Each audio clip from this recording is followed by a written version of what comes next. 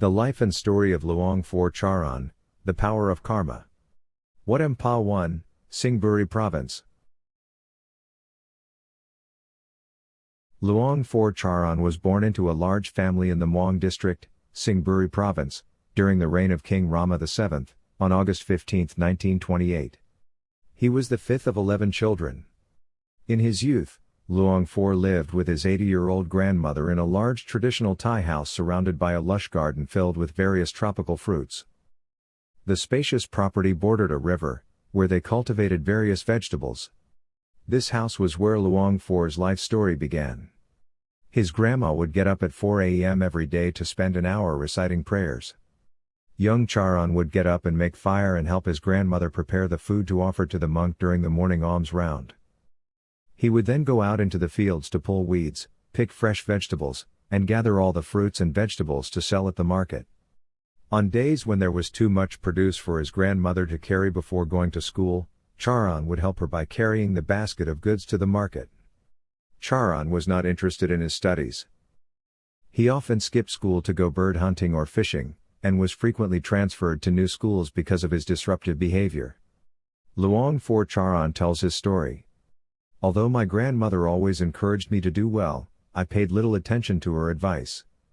Once Grandma asked me to offer the rice to the monks, as she was feeling unwell. On my way, I met my schoolmates who had skipped school. They said, "They haven't eaten yet." I realized that I have the rice. Why do I have to give it to the monks? They already have plenty to eat. So, we ate it ourselves. When I got home, Grandma asked if I had offered the rice, and I lied and said yes. I repeated this the next day. One day, the temple abbot visited Grandma at home, and my lie was exposed.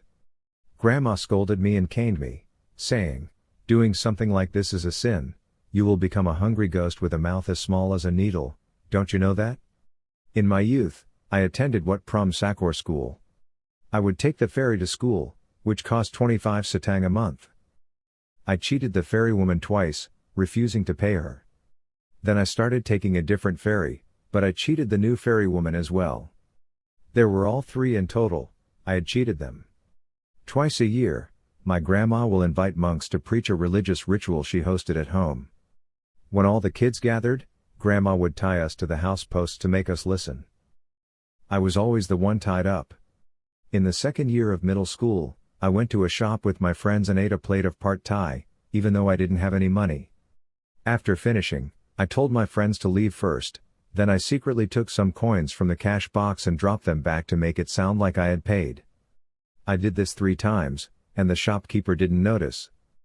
Once, a group of rowdy men offered me a baht to boil some softshell turtles. I gathered firewood, filled a pot with water, and placed it on the fire. Once the water boiled, I put the turtles into the pot. The turtles struggled badly, kicking and thrashing until the pot cracked in two and the boiling water spilled out, dousing the fire. All the turtles fled into a nearby bamboo forest. I chased them, but to my surprise, the turtles shed tears. I didn't believe turtles could cry. I decided to stop bawling them out of remorse. The turtles gazed at me with venom before fleeing into the forest. When I returned to collect my payment, they refused. Finally, I had to grab dried salted fish off my aunt's porch and fry it for them instead. I once hid my disassembled gun in a net and mat. I lied to my grandmother, telling her I was going to extra lessons, and met Kru Shoyu at Nong Sa Rai Pond to shoot birds. I built a floating platform of banana leaves, camouflaged with water hyacinths, and waited for birds driven to the pond by villagers. When a large flock landed, I posed like a scarecrow, then I fired, and hundreds of birds fell dead. I then chased and killed the survivors, impaling them on hooks while villagers cheered on me. One wounded bird pecked me, drawing blood. Enraged and in pain, I grabbed the bird, wrung its neck, and killed it too. I didn't realize at the time the negative karma I was creating with these actions. During the Singburi airport opening, while Luang Sera Pra was governor, I asked my grandmother for 100 baht for a Boy Scout uniform for the ceremony. She gave me only 10, but when she wasn't noticing, I secretly took 500 baht from under her pillow. When she questioned me, I denied it, even swearing, "May lightning strike me if I did it." But it didn't. Later, a strange incident occurred that I believe was karmic retribution for this false oath. One afternoon while giving a sermon in my current kuti, a bolt of green and red lightning struck me. My robes were completely burned, yet miraculously, I was unharmed. I believe this was divine punishment for the oath I made to my grandmother. One day, Luang Phor was traveling to Mae Sot by car when he had an accident, and his car fell into a ravine, hanging precariously on a rubber tree. He spent a cold night there, eventually climbing out badly injured and with torn robes. When he called for help, people thought he was crazy and threw things at him and injured his head. Finally, someone came to help, though the car remained in the ravine. Luang Phor reflected that this misfortune was karmic retribution for past actions. When he was a boy, he used to throw stones at people, and once he kicked a drunk man into a reed-filled pond, where he was trapped for a day and night. Luang Phor said this past action had now come back to him. As a young boy, Charan helped his grandma to hide a jar of treasure filled with money, jewelry, and gold buried under their house, fearing theft, while she attended a temple overnight to listen to a sermon. After sending her grandmother to the temple, young Charan tried to dig up the treasure, but he couldn't find it. After that, the grandma had forgotten about the hidden treasure. Later, she fell ill and had a dream. Before she died, she revealed its location to her daughter, fearing Charan's dishonesty.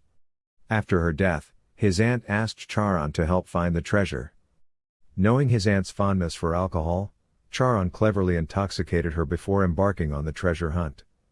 He found that the jar had moved 3 meters from its original location. Charan asked for a cloth bundle that contained gold and gave a sum of money to his aunt. When Charan had to go to Bangkok to continue his studies, he hung the cloth bundle containing the gold on a ceiling beam. He prayed to apologize to his grandmother because he intended to use the gold for gambling and asked the angels to protect it for 4 years. When Charan returned, the cloth bundle with the gold was still in the same place. Later, when Charan became a monk, he sold all the gold to raise money to build a temple in Singburi. When he was young, he often teased others and argued with his grandma. However, he had a talent for traditional Thai music, having secretly learned from a teacher since childhood. After finishing high school, Charan moved to Bangkok to continue his studies. He lived in a house called Samkradai near the Klong Bok Week in Thonburi, owned by Luang Tara, a man who had once played the Ranat for King Rama VI's Kone performances. Charan lived there to learn all the various Thai musical instruments for 2 years. He also studied mechanics with Archan Lui and Pong So Phop in Bang Khun Prum. When Luang Tara and his wife passed away, Charan moved to the house of Kru Sorn, who later became Luang Pradit Pai Rao, near Wat Sra Kes, to continue his Thai music studies for another 1.5 years. It was there that he met Dr. Uthad Nakasawat. Later, Kru Sorn Silpa Barnlong helped Charan apply to become a police cadet under the supervision of Field Marshal Pleek Phai Bun Song Krom. After 3 months of training, Charan experienced bullying from his seniors. He tried to endure it, but when the bullying became too much, he fought back and injured several of his seniors. Feeling regretful, Charan apologized to his teacher and resigned. He explained the situation to Field Marshal Pleek and decided to return to his hometown. He used his knowledge of music to make a living. Upon returning to the Singburi district, he joined the geriatric music troupe and performed, gaining fame throughout the region. Besides being a talented musician, Charan was also a skilled writer. He wrote a story about Nong Arapim and Taupajit, and many Likai troops, a mixture of Thai traditional and classical arts, requested to use his script for their performances. Luang Tara asked Charan to continue playing music at another nearby funeral after he had finished playing at Wat Tanad Temple. While the rest of the band went ahead, Charan fell asleep alone in the temple hall. Unexpectedly, the monk from Wat Tanad and about 10 of his disciples attacked Charan. This was because Charan had previously insulted the monk, accusing him of abusing his monkhood by engaging in immoral activities such as taking opium, cockfighting, and eating afternoon. The monk was furious and ordered his disciples to attack Charan. The small and frail Charan was badly beaten and chased with a knife. Fearing for his life, Charan ran to a pier and was about to jump into the river when a man named Man rescued him. The monk and his disciples retreated when they saw they had been discovered. Man took Charan to his home, treated him with Chinese medicine, and nursed him back to health. Because of this incident, Charan developed hatred for monks. Even though he had disliked monks in the past, when Charan became a monk, he tried his best to follow the Buddhist precepts and carried out his duties as a monk diligently. He realized the folly of his hatred and let it go. Every morning, Charan went on alms rounds, allowing his grandmother and mother to make offerings. Charan's grandmother instilled in him a strong sense of organization from a young age, which reflected in his habit of meticulously cleaning his monk's quarters after every meal. Charan often felt bored and restless during his time as a monk because he often felt restless and yearned for a worldly life. Despite his persistent desire to renounce the monkhood, various internal and external factors thwarted Charan's attempts to depart. Whenever he considered leaving, a mysterious inner voice would urge him to stay, compelling him to complete his spiritual journey and reminding him of his unfinished vows. The abbot informed the 4 monks on the verge of disrobing that Charan's departure was not possible, expressing a strong conviction that Charan was fated to embrace monkhood permanently. Charan then realized the truth. His hatred for the monastic life ironically led him to become a monk himself. He knew he had no choice but to accept his vows.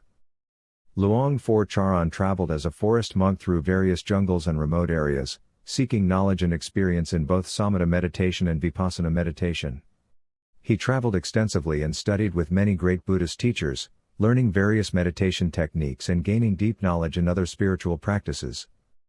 A wanderer of the spiritual path, Luang Phor Jaran traversed the jungles and mountains, seeking enlightenment. Delving into the depths of meditation, astrology, and mystical arts. From the serene forests of Khon Kaen to the bustling temples of Bangkok, he absorbed knowledge like a sponge, emerging as a beacon of wisdom and compassion. Later, when Luang Phor Jaran was stationed at Wat Amphawan, he had a premonition through his mindfulness that he needed to repay a debt to some turtles. When he was in high school, he had been hired to boil 7 turtles for a group of drunkards for just 1 baht. However, the turtles had managed to escape by struggling together until the pot broke. Luang Phor had completely forgotten about this past action. One day, Luang Phor heard that the owner of a shop in Bang Paki, whom he knew, was being operated on at a local clinic. He intended to visit him, but many of his followers wanted to join. But his intuition warned him not to bring others along. They would all die. So, Luang Phor devised a trick to discourage them from coming along. He hired a pickup truck with just 1 driver and planned to visit for only 15 minutes. On the way back, it was raining heavily. The newly constructed Asian highway was very slippery. At a sharp bend near a temple, the car, traveling at approximately 120 km per hour, lost control, spun several times, and overturned multiple times. Luang Phor was trapped inside the car as all the doors were locked. He hit his head severely, and the car was completely damaged. Luckily, another car stopped to help, and they used a crowbar to pry him out. Fortunately, this passing driver intervened, and the absence of oncoming traffic saved his life. Luang Phor was severely injured in the accident and had to recover at the temple without medical attention. He endured 6 months of intense pain and suffering, a consequence of his past actions. He said, even if a person does good deeds, they still have to face the consequences of their karma. To seek forgiveness for harming the turtles, he meditated and offered prayers. Gradually, his health improved. After that, Luang Phor Jaran had a dream or vision that he would die in an accident with his neck broken.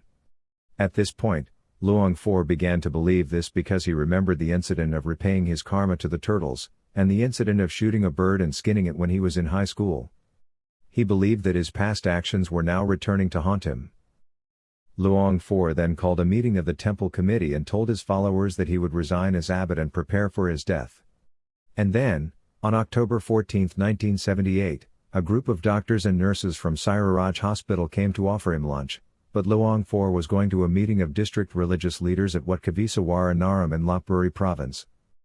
Luang Phor Jaran had a strong feeling that he was going to die on a specific day due to past bad deeds. He told his followers about this premonition and prepared for his death. On the day he predicted, he was involved in a terrible car accident that caused him severe injuries. He believed this was his karma catching up with him. His neck was broken, and his head was severely injured. He called out for help, but no one was around. A passing highway patrol officer found him and put him in the back of a brick truck to take him to Singburi hospital. Unfortunately, the truck had no seats, and the radiator cap was missing, so a cloth was used to cover it, and it was placed under Luang Phor. On the way to the hospital, Luang Phor heard the voice of a turtle and saw a vision of a turtle saying, "You deserve this, I am going to get you." Then, the water from the radiator splashed out and scalded Luang Phor from head to toe, causing him immense suffering. When he arrived at Singburi hospital, the doctor examined him and found that his neck was broken. The doctor told the relatives to take Luang Phor to the temple to prepare for the funeral arrangements. However, recognizing the need for immediate medical intervention, the doctor insisted on transferring Luang Phor to the ICU for urgent wound care. They carefully placed him on a gurney and wheeled him into the emergency room. Realizing he was about to die, Luang Phor raised his hands and said, "By the power of my merit and the blessings of the guardian deity, Tao Wesoan, and my creditors, if I have paid all my karmic debts in this human realm, I am willing to go. But if I have not yet paid off my karmic debts, I swear to Tao Wesoan that I will return to rectify my mistakes and create good karma to pay off my debts. Once I have finished, I will not return to be born as a human again, because humans are lazy, dishonest, and envious." As soon as Luang Phor finished his prayer, the stretcher was accidentally pushed into a gap in the iron door. The impact caused Luang Phor's broken neck to miraculously rejoin. He regained consciousness. Afterwards, Luang Phor was transferred to the hospital in Bangkok for further treatment. He wore a neck brace under the care of the orthopedic surgeon doctor of the hospital. Later, he was returned to Singburi hospital. About 50 days later, Luang Phor suffered immensely.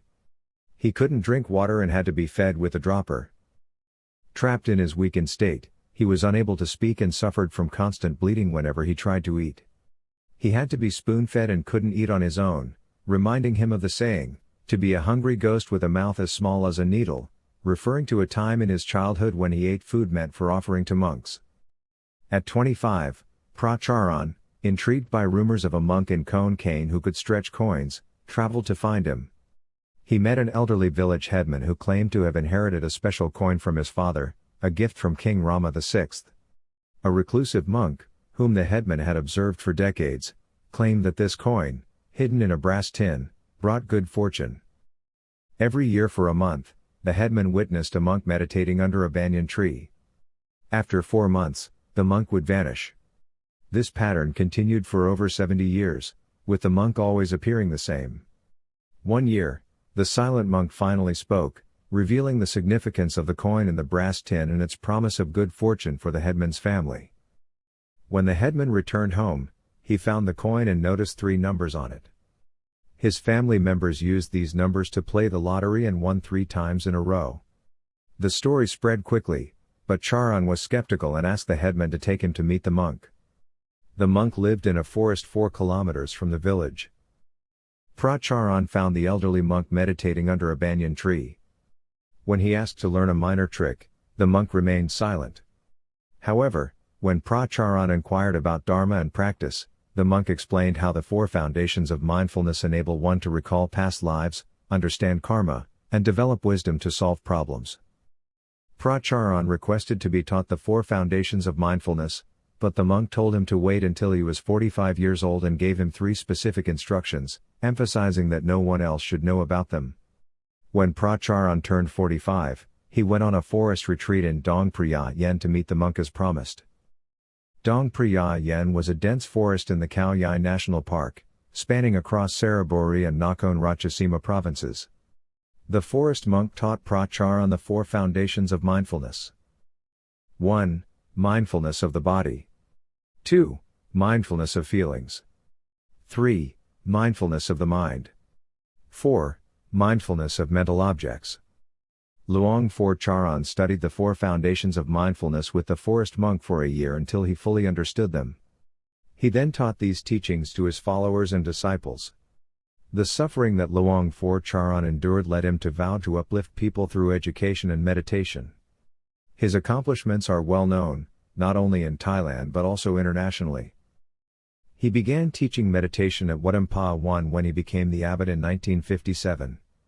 He developed the temple greatly, building meditation halls and over 500 clean restrooms. Every year, hundreds of thousands of people, including monks, nuns, and lay people, come to practice meditation at the temple. Luang Phor showed great compassion to all people, regardless of their social class, race, or religion. His followers included Buddhists, Christians, and Muslims, both Thai and foreign. He dedicated his life to developing people rather than material things, and for over 40 years, he worked tirelessly day and night to promote Vipassana meditation. His goal, made after a near-death experience in October 1978, was to repay the world by spreading the teachings of the Buddha and to no longer focus on material pursuits. Luang Phor Jaran dedicated his life to the pursuit of enlightenment and to sharing his wisdom with the world. He died peacefully on Jan 25, 2016, at the age of 87, in Bangkok's Siri Raj Hospital. Luang Phor Jaran dedicated his life to teaching others about mindfulness. He transformed his temple into a major center for meditation, attracting people from all over the world.